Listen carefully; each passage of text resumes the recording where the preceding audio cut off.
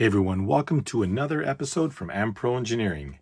This neat little BMW 2002 is one of the Skottoman builds that Shodog had purchased many years ago and has now been purchased by a friend of mine. And prior to this thing going off to its new home, I did want to go ahead and do a little video on this sucker. The body is an HPI Cup Racer body. Now, if you're not too familiar with those, join the club. All I know on those is they had some outstanding bodies like this particular 2002, as well as a beautiful Datsun 510. There were a few other neat ones as well. I believe there was a Lancia Stratos in there also. So what Skottoman did is he fit the Cup Racer body onto a non-Cup Racer chassis. This is actually a Tamiya M04 chassis. I was a little bit confused about this, and please ignore the dirt and grime on this thing here. I mentioned this is not my vehicle, and I will not be cleaning it for someone else. I'm also always concerned about what other people want to do to clean their own car. This ABS plastic from Tamiya is notoriously brittle, and I don't want to be blamed for any decomposition that may or may not happen. What we can see here is a nice, dusty, dirty chassis, which means, if you flip it underneath, that this beauty has seen some driving, and I love seeing this.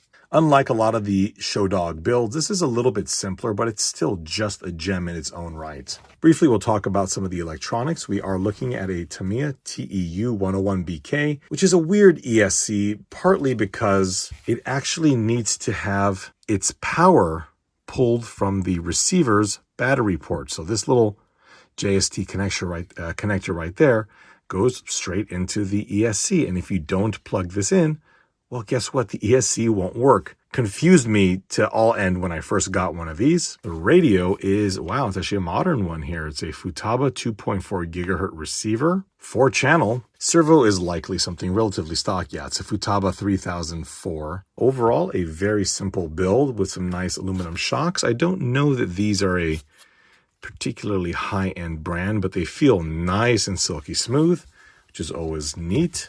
I was lucky enough to finally get a hold of Skottoman, who's, again, a fantastic model builder, and he sent me some early photos of this vehicle. What I noticed is that his vehicle has different wheels.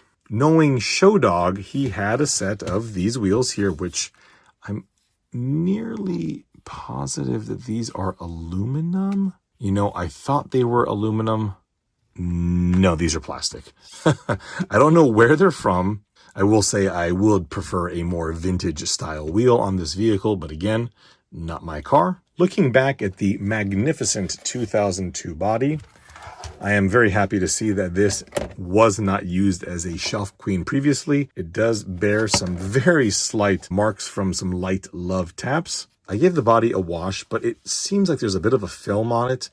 And I think you could use a little bit of a polish to get some of that been sitting too long grime off the vehicle. Now, this orange isn't just some random spray painted orange body. The story behind this vehicle is that Skottoman had a friend of his that had a 73 2002 in Inca orange, and he mixed this paint himself and sprayed it with an airbrush. So just outstanding. I've never sprayed a clear body with an airbrush before, and I would imagine that there's some sort of flex and bonding agent because Lexan does not behave like ABS does. It just occurred to me that he had these beautiful little wipers here. These are very thin, not like something that you would normally see off of a part sprue. And then the little mirror here on the sides, they just look great. Clearly it was chrome at one point. I like it. I do like it better in the black. Overall, a very clean, restrained build. It's also a later car with the non-circular taillights. I also noticed that in the image that was provided, this car had dual fog lamps, and they're missing here. Now, I don't know if that is a result of a bump. There's some damage right here, or if they were just taken off. No idea. But they are currently gone right now. To be honest, I barely even noticed that just because of how sensational this vehicle looks. Now, you do see that there is a driver in here. It was very easily made, again, by Skottoman, who took what appeared to be, this does not look like a factory Tamiya driver. No, in fact, this is actually a Lexan driver with a head on it. And then he made these little seats very, very quickly, very easily. But just look at the depth this simple interior has provided. I mean, it gives the car a significantly more interesting look because now you do have that driver in there and that empty seat. I think it's just a brilliant little addition and something that can be done very, very quickly and very inexpensively. Now, Skottoman has been known to go to great lengths to add simple little details. For example, the body has a little cutout for an exhaust pipe, and you can see that it has an exhaust pipe hanging out in the little notch right there.